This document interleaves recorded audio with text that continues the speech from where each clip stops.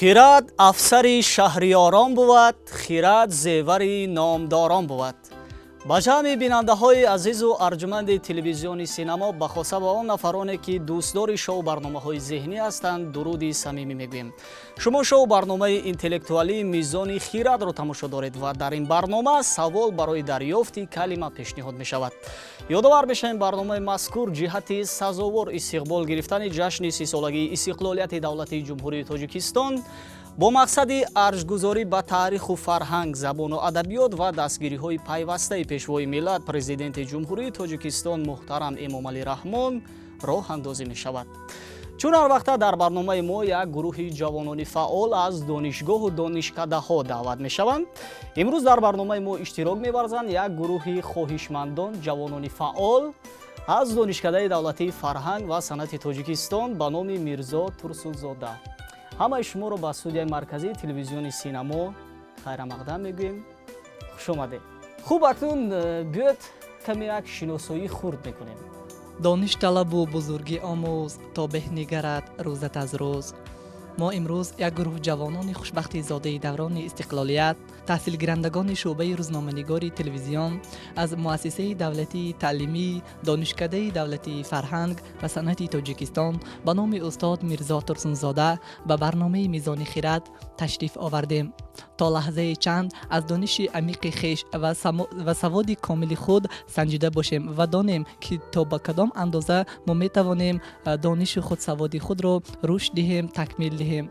برنامه ما شکل تلویزیونی کراسورد و اسکنورد هایی است که به واسطه شما دسترسی دارید. چون شما دانشجو هستید، اسکنورد دسترسی دارید و در این برنامه سوال برای دریافت کلمه پیشنهاد می شود. یعنی شما در اسکنورد نیست کلمه جویا می شود و در این برنامه نیست همین گونه است.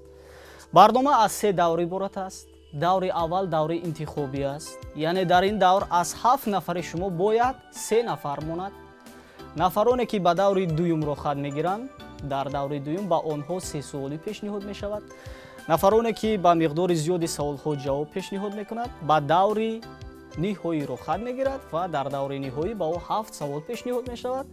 وابسته به سوال هایی که جواب درست پیشنهاد می شوند او را تحفه نیز انتظار است. مقصد برنامه برای شما معین شد. با همه شما برار میخواهیم. میدان از دلیر است. بگذار همه شما در میدان دلیر باشید و به دور نهایی رو خط بگیرید. همینطور دوستان عزیز ما دور اولی شو برنامه اینتלקטואلی میزونی خیراد رو برای دریافت 3 اشتراکچی آغاز میکنیم. رفتیم.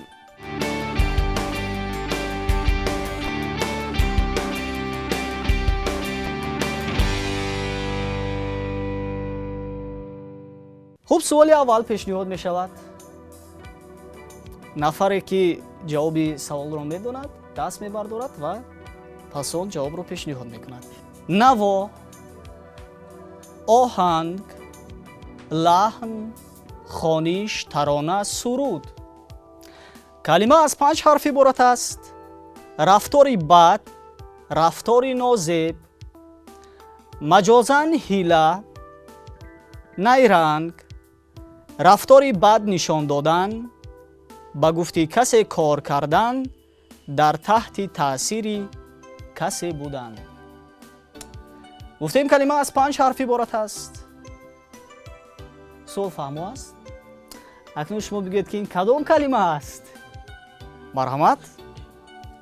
فکر من این اسیر می باشد. اسیری یعنی چه خیلی اسیری اکنون؟ اسیری همون نوا شدن یعنی آهنگ. پایبند نوا، آهنگ، لحن شدن همین خیلی بله فکری شد. بعد ما اینجا گفتیم باز رفتاری بد، رفتاری نازیب. بعد اسیری چه خیلی رفتاری نازیب بد. ما گفتیم مجازاً حیله، نیرنگ، رفتاری بد نشان دادن، با گفتی کسی کار کردن، در تحت تأثیر کسی بودن. و باز نوا، آهنگ، لحن، خوانش، ترانه و سرود بوده است. باز کی جواب دارد؟ باز کی وریانت دارد؟ باز این به فکر من این کلمه احسن است. احسن؟ چه خیلی احسن اکنون به فکر شما؟ شما گفتید که یگان نفر سرود میخواند یا شعر میخواند، مثلا اگر با اون نفری که معقول میشود احسن میگوید. احسن میگفتند. وقتی آدم رفتاری بد، رفتاری نازیب کند با او احسن میگویند؟ نه. بعد چی میگویند با او؟ مرحمت؟ من اینجا طبق سوالی که شما پیشنهاد نمودید اندیشه شخصی خیش رو بیان می‌نمایم. با اندیشه من این کلمه‌ای که مثلا این مفهوم هایی که شما در بالا ذکر کردید بازگو میکند، کلمه تابع میباشد که عبارت از 5 حرف است. یعنی زیر مفهوم نوا، آهنگ، لحن، خوانش، ترانه، سرود، یعنی به همون به همین مفهوم ها، یعنی تحت مفهوم موسیقی به همون تابع میشود، یعنی به همون وابسته میشود که همون رو بسیار گوش میکند. و اگر از جهتی مجازاً گریم هیلا نایرنگ باز اسارت گفتیم، اینجا نیز اون میتواند وابستگی خیش رو به همین جنبه نیز بیان نماید. میدونید چی؟ شما با سوال وقت دقت بدهید پس جوابی اون رو مییابید. نوا، آهنگ، لحن، خوانش، ترانه، سرود، اینها مرادف همین کلمه هستند. مجازاً با این کلمه هیلا، نیرنگ، رفتاری بد نشان دادن، به گفت کسی کار کردن، در تحت تاثیر کسی بودن نیز ifade می‌یابد. اندیشه من این هیلگی است. یعنی هیلگر ما هیلا نیز گفتیم. همین هیلا، نیرنگ و باز همون کلمه رو نیز میگویند. جسور باشد. جسور نوترس دلیر میشود. مرحمت. این کلمه دروغ نیست؟ دروغ؟ چه دروغ؟ در اینجا هیلا، نیرنگ و ما گفتیم نوا، آهنگ، لحن، خوانش، ترانه، سرود دروغ میشود. کلمه از 5 حرف عبارت است. شاید این کلمه فریب باشد. فریب. من بار دیگر تکرار میکنم که این کلمه سینونیم نوا، آهنگ، لحن، خوانش، ترانه، سرود است. خوب میشد کمتر روشنی اندازید به سوال. روشنی اندازیم؟ بله. مثلا سراینده ها وقتی سرود میخونند یا مثلا خوسی اندلیب یا بلبل مثال و همین کلمه رو میگن بسیار بسیار زیبا خوانده میگن و بعد همین کلمه رو میگن. اندیشه من کلمه نغمه است. یعنی نغمه‌گر، هیلاگر میگن از جهت مجازاً با عمق زیر مفهوم کلمه های دوم مانند است، لیکن از جهت با عمق اصلی کلمه نگاه کنیم نغمه با نوا، آهنگ، لحن تا جای شباهت داره. تنبور پرزی خاتم بابا از آن من و نغمه های ترنا از آن تو گفته است. مشفقی و جواب کاملا درست است. این کلمه نغمه بود. اکنون سوال دوم پیشنهاد میشد برای دریافت اشتراکچی دوم. عملی که در جواب کار میکنند عکس العمل، عکس عمل. کلمه از 7 حرف عبارت است. این با فکر من این کلمه رحمت. چقدر رحمت؟ در جواب یگان کاری عملی که شاید این عملی بد باشد، بعد برای عملی بد رحمت نمیگویند آدم. شاید عملی خوب باشد. این با عقیده شخصی من تشکر. چقدر تشکر. ما گفتیم عمل میتواند عملی بد باشد. هر عبارت است گفتن با عملی بد من باور ندارم. وقتی عملی بد شد با عملی بد تنها پس نفر دیگر عکس العمل این عمل میکند و با عمل بد شاید عملی نیک کند. همین برعکس عمل رو باز چی میگویند؟ این نصیحت نیست؟ نصیحت؟ بله. چه نصیحت؟ وقتی که ما کاری بد کردیم یا کاری خوب انجام دادیم بر موافق همون کاری کرده ما نصیحت میشنویم، نه اینکه بدی. میگن با بدی خوبی کن. بدی رو ما نمیتونیم با بدی انجام دیم و اصلاح شویم. ба баъди хубӣ мо метавонем ислоҳ шавем. ҷавоб дода метавонед ин саволро ё не? Агар не, пас мо ба саволи дигар мегзарем. хуб, саволи дигар барои интихоби иштирокчии дигар пешниҳод мешавад. пайравӣ ба амалу рафтори нафаре калима аз 6 ҳарф иборат аст. айнан такрор кардани рафтор ва тарзи гуфтори касе, ба гардани касе гарданбанд андохтан, касеро уҳдадор кардан, кореро ба уҳдаи касе мондан. Калима гуфтем аз 6 ҳарф иборат аст. хуб, дар инҷо шумо гуфтем ки пайравӣ ба касе кардан, ба касе гарданбанд шудан, ин тақлид мебошад ки вақте ба касе тақлид мекунӣ вобаста ба ҳаракатҳои ӯ. боз метавонем мисол биёрем ки масалан ба шумо касе гуфт ки кореро кун, тақлид мекунӣ ба кори гуфтаи ӯ. ба гуфтаи ман аз 6 ҳарф ин тақлид мебошад. мармаро тақлидашон барбод дод, ای 200 لعنت بر این تقلید باد. بله، جواب کاملا درست است.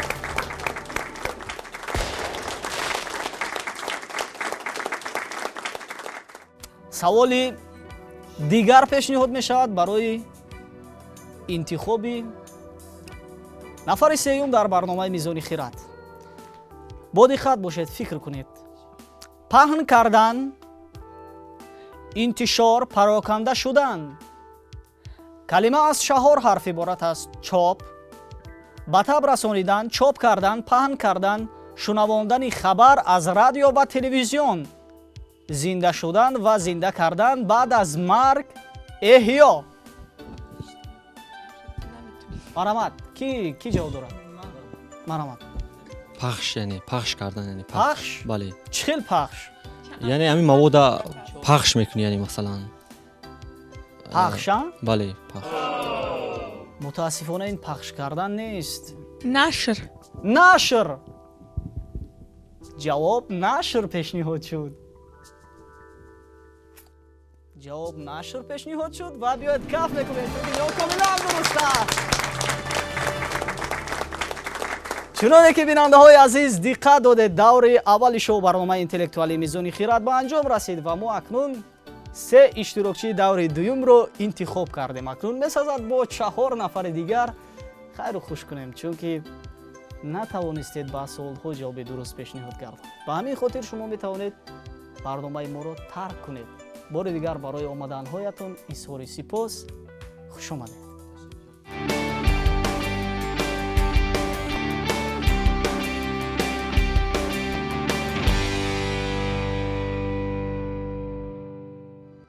идома дорад шоу барномаи интеллектуалии мизони хирад. дӯстони азиз, ва мо дар даври дуюми шоу барномаи зеҳнии мизони хирад қарор дорем. чуноне ки мебинед, мо 3 иштирокчии даври дуюмро интихоб кардем. акнун биёед бо онҳо шинос мешавем. марҳамат, худатонро шинос кунед. салому алайкум. сафаров сироҷдин ҳастам, донишҷӯи курси 2 шӯъбаи рӯзноманигорӣ телевизион дар донишкадаи давлати фарҳанг ва санати точикистон таҳсил менамоям. бисёр хуб. сироҷдин, шумо дар баробари донишҷӯӣ боз чӣ кор мекунед? ба ғарз аз оне ки донишҷӯӣ мекунам, боз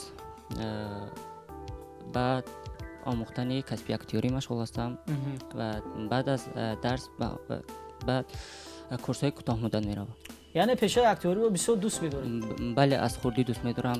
на танҳо актёрӣ, таъмин ҳар роҳе ки вобаста ба санъат аст, ба эҷод аст, ба он машғул мешавам ва дар баробари ин ба китоби нахусти худ омодагӣ дида истодам. яъне шумо аллакай китоб навишта истодед? бале, китоби ман ном дорад «Ман кистам». иборат аз таронаҳои ошиқӣ аст ва умедвор намекунам ки масалан китоб кай ба нашр мебарояд. танҳо ҳоло сари он кор карда истодам. яъне шумо дар баробари донишҷӯӣ боз ба навиштани тарона, шеър машғул ҳастед? бале, дуруст.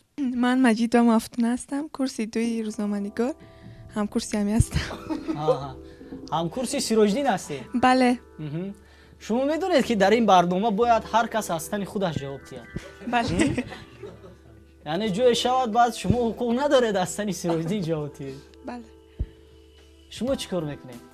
шумо аллакай ба навиштани мақолаҳо даст мезанед? بله. маводҳо интишор мекунед дар матбуот? бале.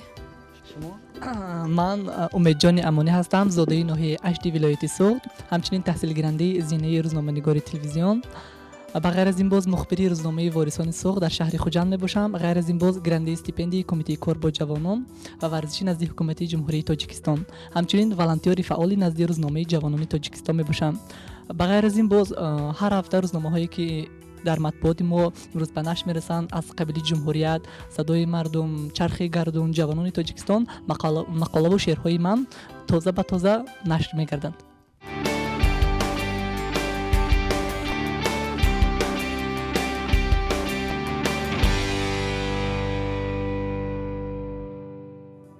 бори дигар хуш омадед ба студия. ҳар сеи шумо ба ҳар сеи шумо дар даври дуюм барор мехоҳем.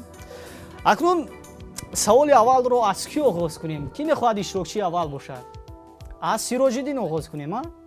пас суоли аввал ба Сироҷиддин пешниҳод мешавад. бодихат бошед Сироҷиддин. матлаби навишташуда: нома, мактуб, коғаз. калима аз 4 ҳарф иборат аст. дохил кардан, ҷойгир кардан, даровардашуда шомил. чоп, ҷо додан, дохил кардан, ғунҷондан.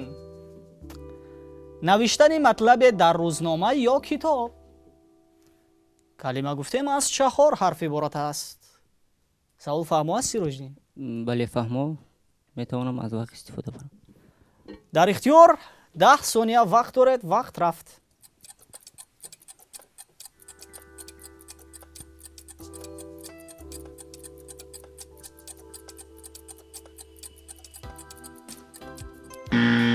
марҳамат Сироҷиддин. шояд ин калимаи нашр бошад. нашр, навиштан, ба чоп додан. мо гуфтем дохил кардан, ҷойгир кардан, даровардашуда шомил. ҷавоби ягона ҷавоби ман бале нашр. ягона ҷавоби Сироҷиддин нашр будааст. навиштанд дарҷе ба султони Миср ки эй бартарин тоҷдорони Миср гуфтааст ҳотифӣ. ҷавоби дуруст чӣ буд ба фикратон? ин калимаи дарҷ буд. мутаассифона шумо ҷавоб додан натавонистед. ҳеҷ гап нест Сироҷиддин. роҳ афтода нашавед. бале, ду ҷавоби дигар шояд дар пеш бидиҳед. суоли аввал ба иштирокчии дуюми барнома ба ки? Ба Мафтуна. суол ба Мафтуна пешниҳод мешавад. зоҳир кардан, ошкор кардан. калима аз 5 ҳарф иборат аст. баён, фаҳмондани чизе, баёни дӯстӣ ва самимият, баёни мақсад, ифодаи маром, ошкор кардан. калима гуфтем аз 5 ҳарф иборат аст.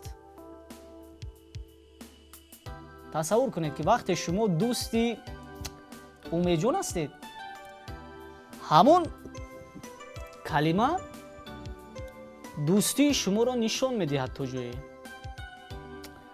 ва ошкор кардан аст. ҳамин дӯстии шумо тариқи ҳамин калима ошкор карда мешавад. вақт рафт.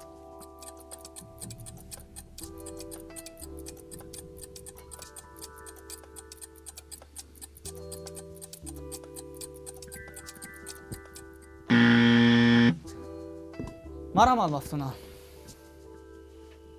ҷавоби шумо? ин калима ба фикри ман возеҳ аст. возеҳ, ҳа?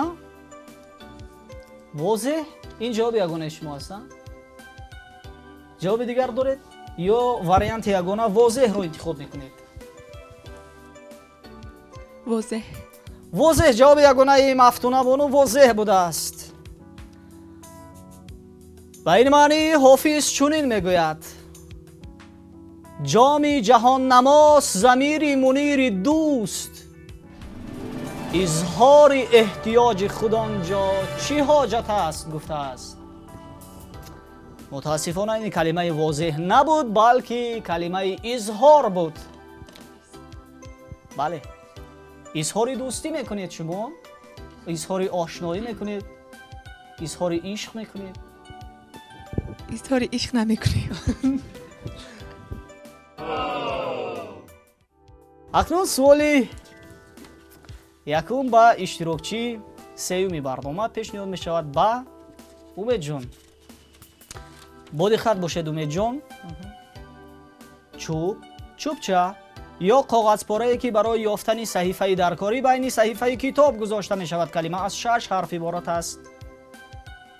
حساب چوبی 4 طرفش تراشیده که برای نگاه داشتن حساب چیزی به هر واحدی معین در روی آن با کارت رخنه زده یا اشارت کرده می شود. جواب جدول باشد. جدول؟ این جواب یگانه است؟ به اندیشه من این کلمه چنان گفته چوب اینکه چوبچه است که در روی آن واحدهای متماتیکی جایگیر شدن برای حسابی چیزه یا اینکه عمل 6 حرف هم جدول است. به اندیشه جدول. جواب یگانه امید جان جدول بوده است. ولی چی کنیم که جواب نادرست است؟ متاسفانه این کلمه خط چوب بود. هیچ گپ نه. 3 اشتراکچی ما با سوالهای اول جواب دادن نتوانستند. اکنون سوالهای دوم پیشنهاد می شود. شاید با این سوالها جواب پیشنهاد گردانند. سوال دیگر با سیراج‌الدین پیشنهاد می شود. دستگاه چوبین است که برای جدا کردن روغن از انواع محصولات شیری استفاده می گردد. کلمه از 7 حرف عبارت است.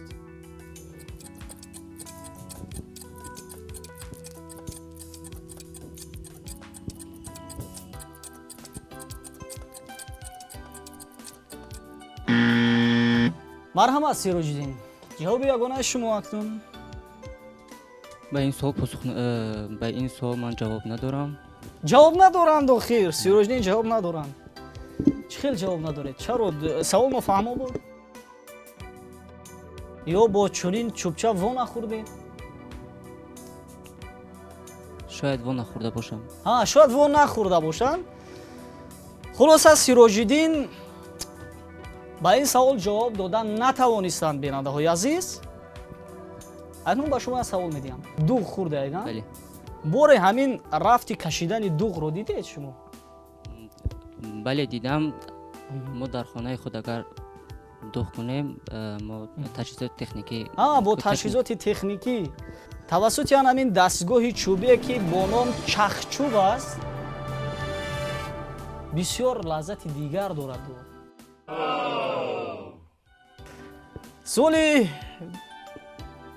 دوم با اشتراکچی دوم برنامه با مفتونه بانو.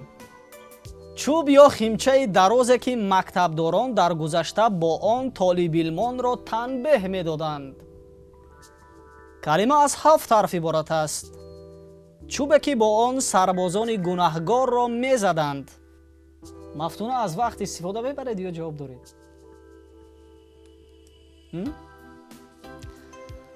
برای فکر کردن مفتونه 10 ثانیه وقت داده می شود. وقت رفت.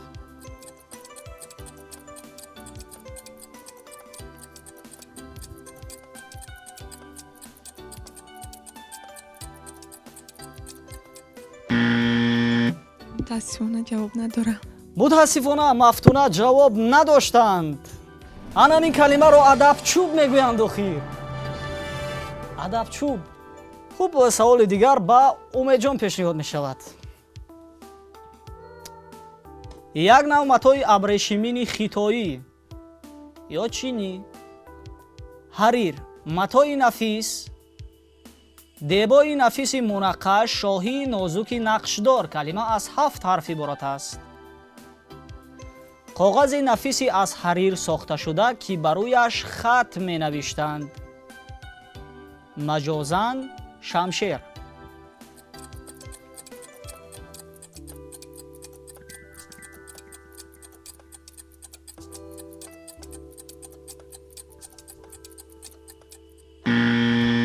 مرحبا امید.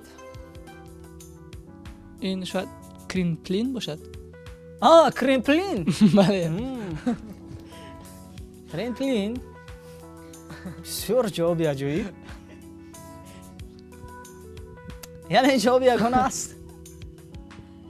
ها امید جان. بله. جوابی یگانه بوده است.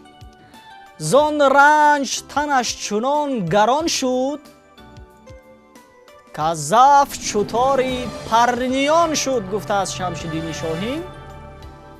متاسفانه شاهین کرینپلین نگفته است. این کلمه پرنیان بود. پرنیان بود. اکنون باز سوالهای سیوم پیشیان میشوند. میانبند از متا دستارچه روی مال کلمه از 4 حرف عبارت است. لنگی که در وقت آبازی و حمام به کمر میبندند. برای فکر کردن 10 ثانیه وقت داده می شود. وقت رفت.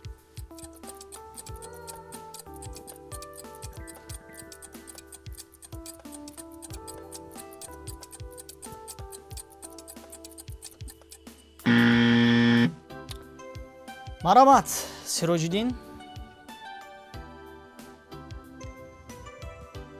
سیراج‌الدین در اینجا من 2 واریانت دارم. خب واریانتی اگر یکم رو گیرم اون عبارت می شود از 5 حرف که موافق نمی بیاید به جواب بس کم برد. بله.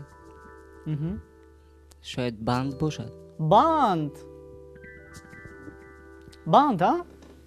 یعنی جواب یگانه این بند است. تمام. بیداد آن زرقبا و جامه بگرفت، کلاه و فوته و عمامه بگرفت. گفته است مولانا جامی. این کلمه فوته بود. با این کلمه آشنا نبودید؟ جامه و فوته میگوین. وقتی جامه را که پوشیدن حتما با فوته میان را محکم میبندن. سوال دیگر با اشتراکچی دویمی برنامه با مفتونه. درختی همیشه سبزه که در مملکت‌های گرم میروید. چوبش خوشبوی بوده، خاصیت دوایی دارد. کلمه از 6 حرف عبارت است. نوعی از پایافزار، کفش سبوک خانه پوشی، نام شهر در هندوستان در شاهنامه. اگر به آن پسوندی ای علاوه نمایم معنی چارپایه برای نشستن، کرسی را افاده می نماید. کرسی را می فهماند.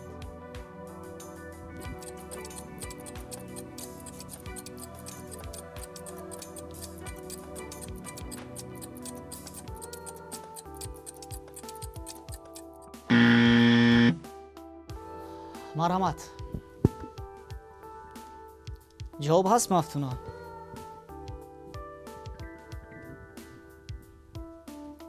متاسفانه جواب ندارم. متاسفانه مفتونا جواب ندارند. جواب ندارند. صندلی سوده درد سر ببرد، تبز دل تابش از جگر ببرد. گفته است نظامی.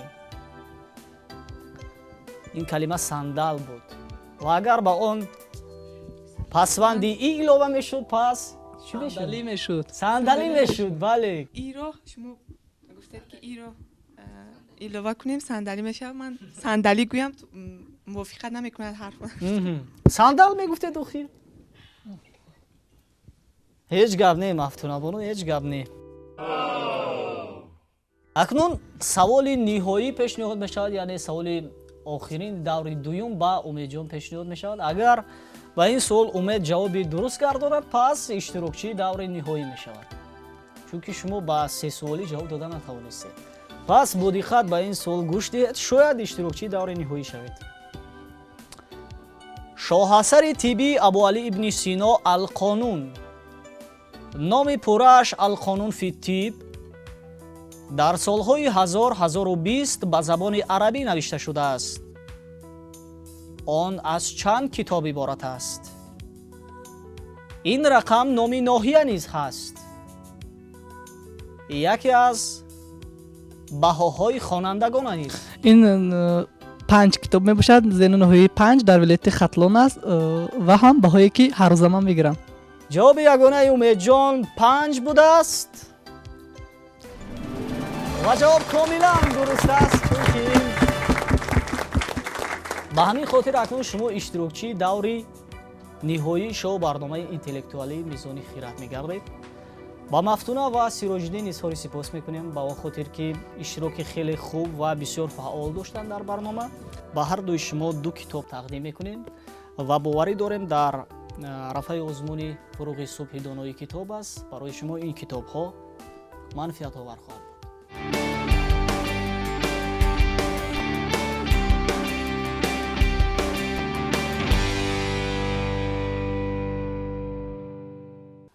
Мафтуна ва Сироҷиддин, чун шумо ба даври ниҳоиро хат нагирифтед, мутаассифона.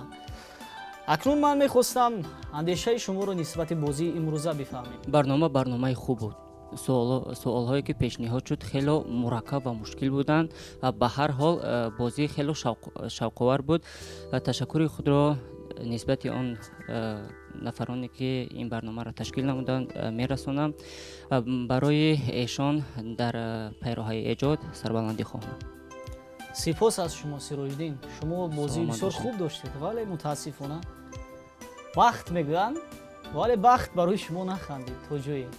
ҳеҷ боке нест. бозӣ аст, майдон азалер аст. ҳар кас метавонад ба майдон ояд ва дониши худро бисанҷад. хуб Мафтуна, марҳамат акнун шумо. бозӣ хеле шавқовар буд. ба фикри ман саволо мушкил набуданд. мо фикри хуб накардем. чаро фикр накардед? фикри хуб накардед? аввалин маротиба аст ман иштирок мекунам ва дар ҳолати ҳаяҷонӣ будед? бале. ба фикри ман хеле хуб гузашт. ман хеле чизҳоро аз инҷо аз бар намудам. ва ба ҳар дуи шумо низ ба пеш барои фатҳи қуллаҳои навбанави эҷод, барои ноил шудан ба муваффақиятҳои нав ба нав дар зиндагӣ, бигзор ҳамеша ҳамин гуна таби болида дошта бошед ва ҳамеша дар кору пайкори зиндагӣ дасти тавоно дошта бошед. бозам хуш омадед ва метавонед бо сарбаландӣ акнун барномаи моро тарк кунед. хуш омадед.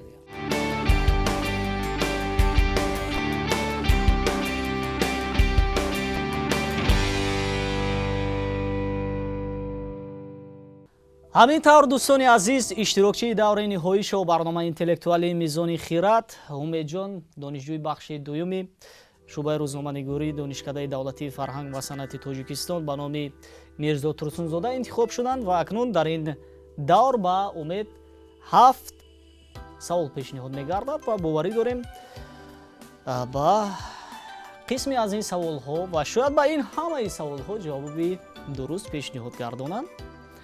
умед ба шумо дар ин давр низ 10 сония вақт дода мешавад. фикр кунед ва ҷавоби ягонаи худро пешниҳод намоед. оғоз кунем.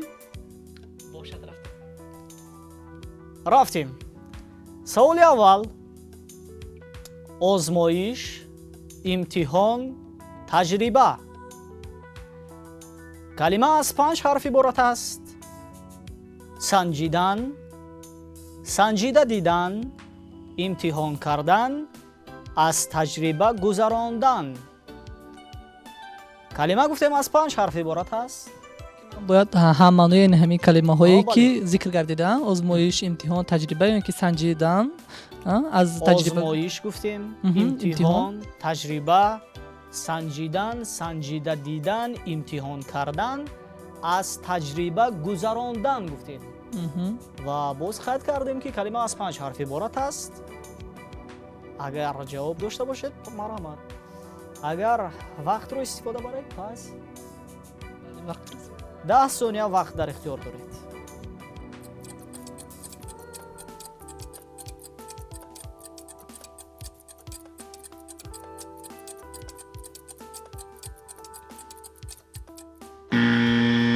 марҳамат умед.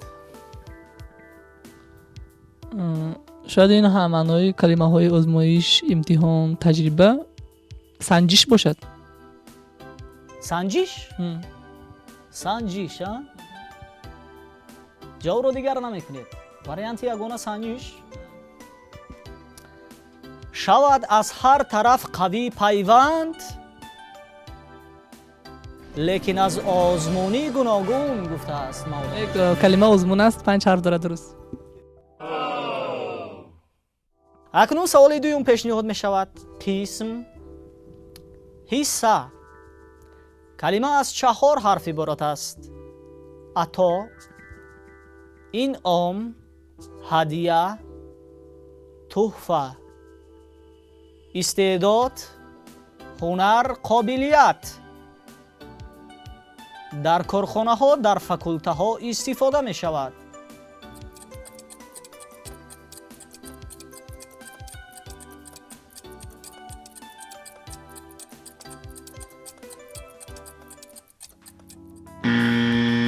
مرحبا دومید. اینجا بسرم همین کلمه پورا با همین کلمه میستم. زیر کلمه پورا توقف میکنه. دیگر جواب نیست. شاید بخش باشد. بخش. بخش. پورا و بخش.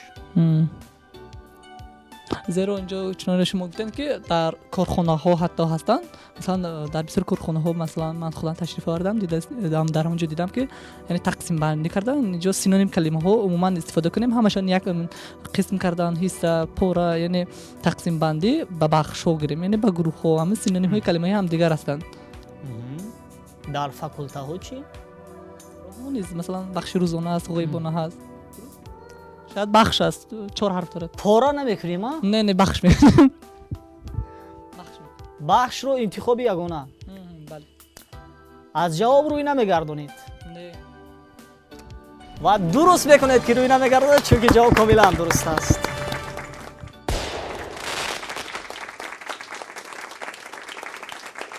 لباسی روی شاهانه که با زر و زیور و جواهرات زینت میدادند. کلمه از 6 حرف عبارت است. اولی مقدمه کتاب‌های قدیم که با زرحل آرایش داده میشد. سرسخن، مقدمه، پیش گفتار. دبوچه. جواب یگانه؟ همین است. دبوچه است. بله. دیگر واریانت نیست؟ اینجا شما 6 حرف گفتن آخر کلمه رو؟ بله. روی پوشت در زمانهای قدیم اونها به طور زرحلی آرایش میدادن. دبو میگفتن. اینجا 6 حرف. دبوچه. بله. دبوچه. واریانت دیگر نیست؟ جواب یگانه؟ همین است. دبوچه. دبوچه. خیرات هست از آن نامه حرفی نخوست که دبوچه نامه زار شد. درست گفته است مولانا جامی و جواب کاملا درست است. این کلمه دبوچه بود.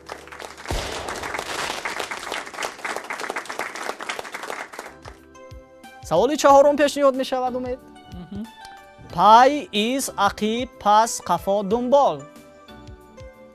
کلمه از 4 حرف عبارت است. از پای رفتن، از عقیب رفتن، نشان، علامت، نشانی زخم. تأثیر، یادگاری، خاطره، ثمره، نتیجه. چند حرف؟ کلمه گفتیم از 4 حرف عبارت است.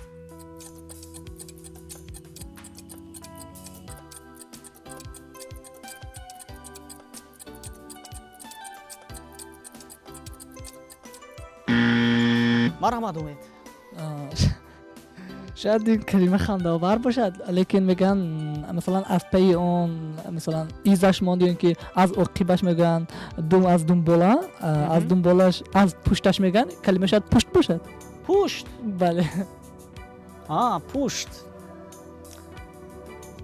از پشتش یادگاری، خاطره، ثمره، نتیجه مانده. اما سینونیم کلمه شاید همین باشد. جواب یگانه؟ پشت. از مهرش اگر خبر نیابی، از مهرش اگر خبر نیابی زود است کزو اثر نیابی گفته است اثر شمس‌الدین شاهین. سوال پنجم پیشنهاد میشود امید. نی قمیش نی قلم قلم تیر با قضا یک جایه سرنوشت تقدیر. البته این کیلک است. جواب یگانه کیلک. کیلک. زره بود و خفتان و ببری بیان زی کیلک و زی پیکان نیامد زیان گفته است فردوسی. بله جواب کاملا درست است. این کلمه کیلک بود.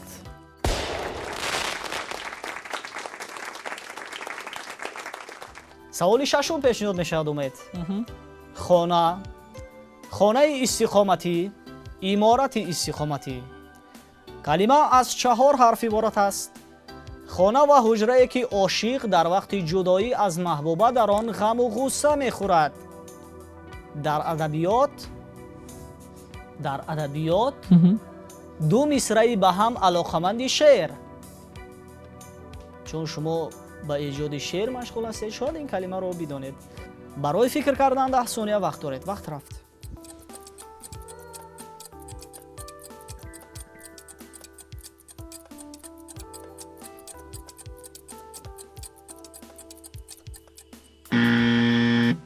کلمه بایت است. بایت؟ بایت این جواب یگانه است؟ بله. دیگر عوض نمیکنیم. خوراک اهل بیت من است از نتاج تو دایم پر است خانم از شعر بچگان گفته است سیدا. بله جواب کاملا درست است. این کلمه بایت بود. سوال هفتم پیشنهاد می شود. کلمه اولی صحیفه دوم که برای مرتب آمدن ورقها در آخری صحیفه یکم نوشته می شود. کلمه از 7 حرف عبارت است. ایضاحی به متن اساسی داخلدار که در پایان صحیفه های کتاب ذکر کرده می شود.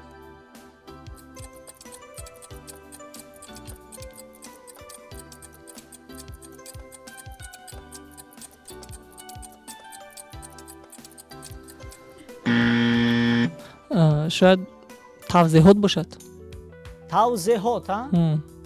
این جواب یگانه است؟ بله. گوشگیر اوراق گردون را بود چون پاورق سازد درست اوراق را گر ابتر است گفته است نقیب خان طغرل. جواب درست چی بود امید؟ جواب درست کلمه پاورق. بله. پاورق بوده؟ بله. بله شما توضیحات رو استفاده بروید. چنانه که بیننده های عزیز دقت داده دور نهایی شو برنامه اینتלקטואلی میزونی خیرات به انجام رسید. امید توانست با 4 سوال این دور جواب درست پیشنهاد گرداند. این غالبیت رو با امید تهنیت میگویم و از جانب سرپرستان مؤسسه دولتی تلویزیونی سینما دانشگاه اگراری توجیکستان به نام شیرین شاه تیمور با امید تحفه های خاطروی تقدیم می‌گردد.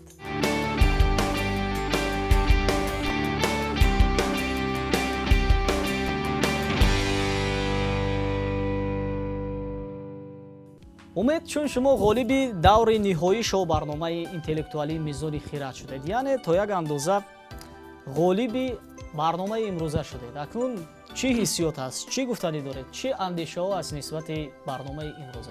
مرحبا. با تمنای یک لحظه فرخندگی زندگی خیش که در برنامه میزان خیرات لحظه چند شرکت ورزیدیم و هم توانستیم تا یک اندازه دانش خود را ذهن خود را مکمل صیقل دهیم. بهر تهیه‌گران برنامه پیش از همه جهان سپاس میگویم و همچنین تأثیرات دنیوی ذهن من نسبت به چینوارد و سکنوار که خود در لحظه‌های فارغ از درس و اینکه خالگی هم مطالعه میکنم از روزنامه و مجله‌های روزمره، ولی باز چنین تشکیل برنامه‌ها که روبرو میتوانیم آن را ما با همدیگر گوییم بشنویم و عقیده خویش را مفصل بیان نماییم خیلی جالب دقت است و در زندگی میباید که همیشه دوست داشت، دانش آموخت، صبر کرد و تا اندازه توانست کتاب مطالعه کرد. واقعا هم شما اشتراکی بسیار خوب داشتید امید.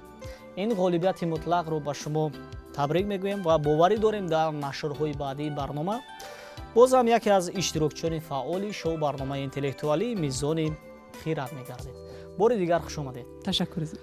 بیننده‌های عزیز، ما در پایان برنامه قرار داریم و چون همیشگی سوال نهایی به شما پیشنهاد می‌گردد.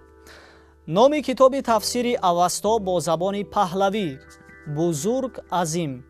درختی بوتمانند مرود که یک خیل بوته جنوبی همیشه سبز. نام دو استخوان کلان در بین آرنج و بند دست. دو پارچه چوب که آنها را به هم ساویده آتش حاصل می‌کنند. آهنی که به سنگ زده آتش حاصل می‌کردند. چقماق. کلمه از 4 حرف عبارت است. نفرانی که اولین شده جواب سوال را به مؤسسه دولتی تلویزیونی سینما خطی پیشنهاد می‌کنند آنها را تحفه انتظار است. اینجا برنامه ما به انجام می‌رسد. به همه شما صحتی، سربلندی و پیروزی‌های نو به نوی ایجادی و هنری را تمنا داریم. تا دیداری نو، صحتمند و پیروز بمانید. خیر.